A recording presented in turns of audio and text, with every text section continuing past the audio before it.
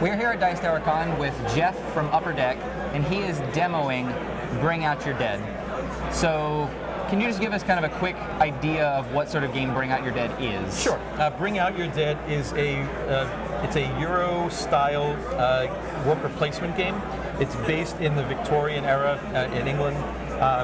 The idea of the game and the story behind it is that you are a member of your family and the head of the family has just died, and they're going to get ready to read off the will, and you're going to get to see what kind of an inheritance you're going to claim.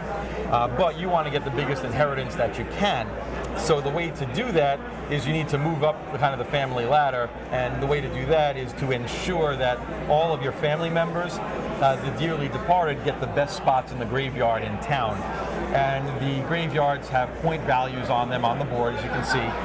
And the higher value point values are the more prestigious graves. And you can see like these are worth 9 and 10, these double graves here. This double grave that's by itself under the tree seems like a really nice spot. That's 11 points. And as you work your way down to this part of the cemetery, you get down to the 4s and the 3s. And then the mass grave is worth 1 point. And there might be parts of the game where the gravedigger, who happens to be a really lazy guy, doesn't even want to put your coffin in a grave. He'll just dump it in the river. And if he does that, you're going to get negative points. So you don't want that penalty. So you want to make sure that your coffins end up in the best graves possible, so you can get more points than all the other family members. All right. How many people does this game play, and about how long does it take to play? Bring Out Your Dead is for 2 to 5 players, and it's actually a double-sided board. This side is for 2 to 3 players, as you can see right here. You can actually flip the board over, and this side has a lot more graves and more things going on, and it's for 4 to 5 players. A game usually takes about a half hour to 35 minutes or so. Your first game might take a little more, maybe 40 to 45 minutes, as you kind of get used to what all the cards do. The cards themselves have icons on them, and every box comes with 5 player aid cards that explain what the icons do. But at first you're probably going to end up reading kind of what they do to learn it. But as you play more, you'll just know the icon and know the card and know what it does right off the bat. It probably doesn't even take that long. Maybe a couple of turns into the game, you pick that up really quickly. So can you go over kind of a basic turn structure and maybe even give us kind of a sample round? Sure, I can do that. So the first thing that the players do is decide who goes first. Every round will have somebody designated the first player.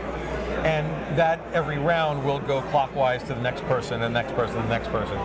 So let's just say it was the 2 of us playing and I was the first player.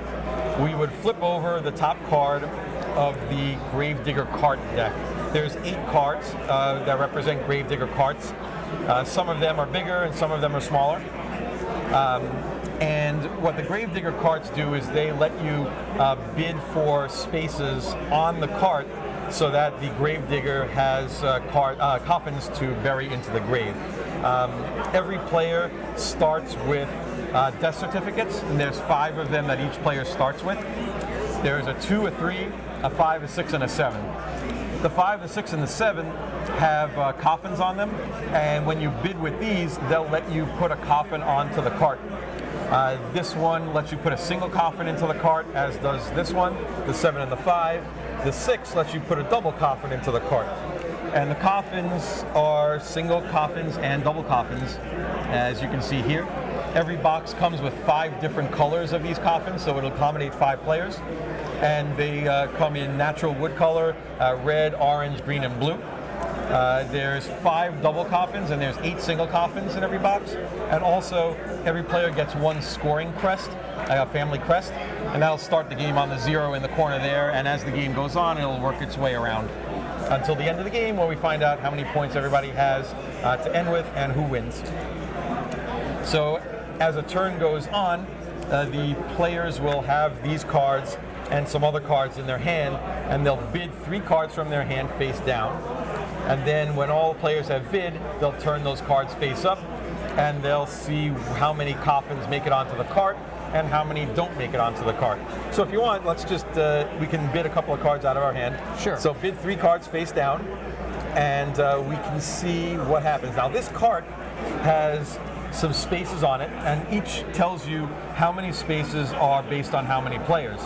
So for this little cart here, The 2P means for 2 players, you go up to that spot. So for this coffin, there's only one, for this cart, there's only one space available for the both of us. So we'll try to compete for that and see if somebody ends up making it or doesn't make it onto the cart. So let's see, I'm gonna bid with these 3 cards here. Okay, so when everybody's bid, we'll flip the cards over and see what we get. All right, so we look at the upper left-hand corner of the card. So as you can see, I've got an 8, a 2, and a 3, and you've got a 9, a 6, and a 4. Now we go in order based on what the highest number is. Ties are broken by the first player.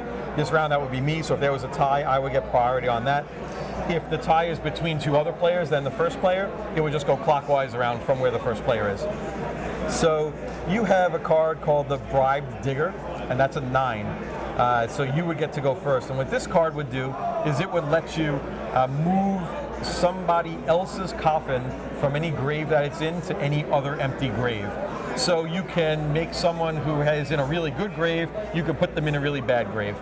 After you did that, then I would go with my card. I have an 8, the Rich Uncle DeVerl card. That lets me put a double coffin into the cart.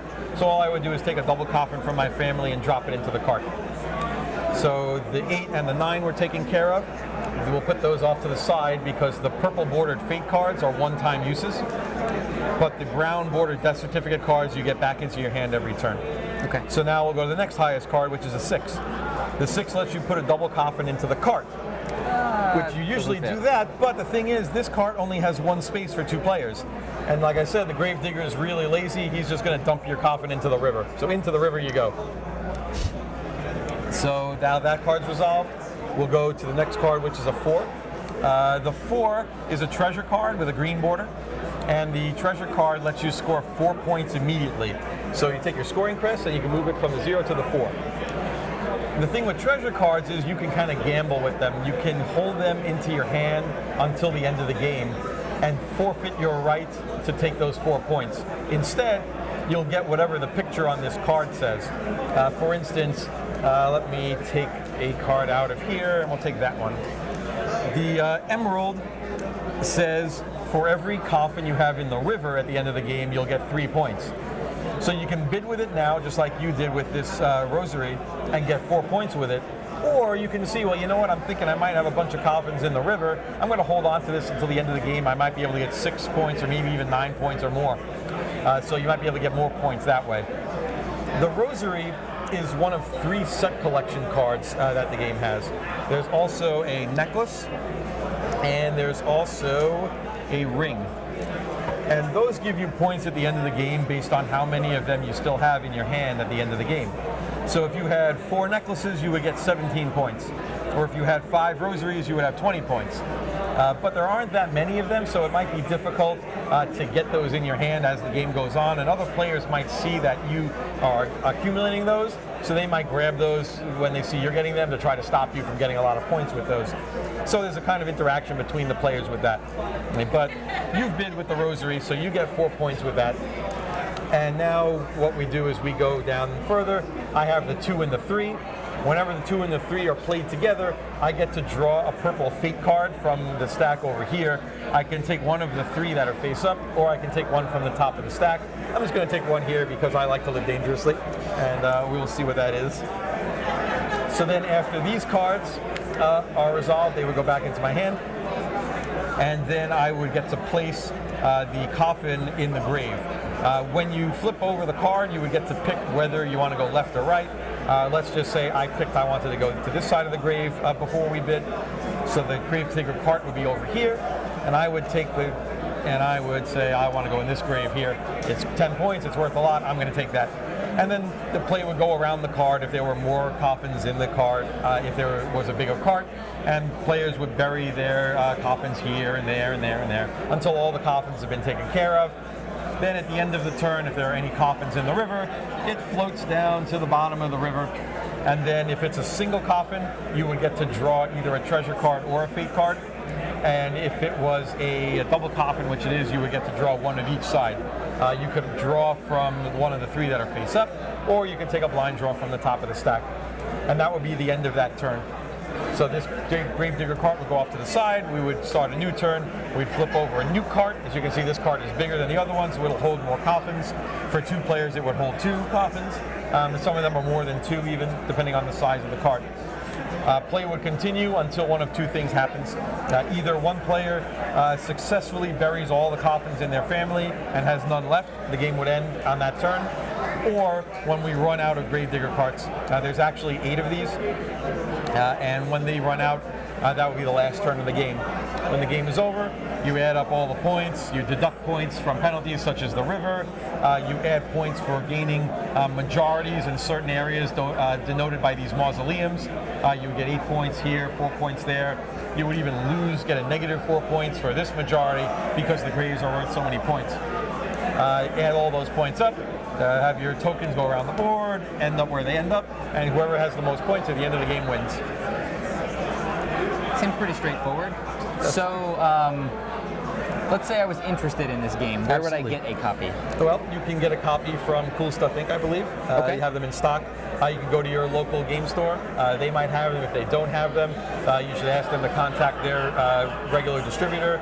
They should be available for purchase. I believe the manufacturer's suggested retail price is $49.99, if I'm not mistaken.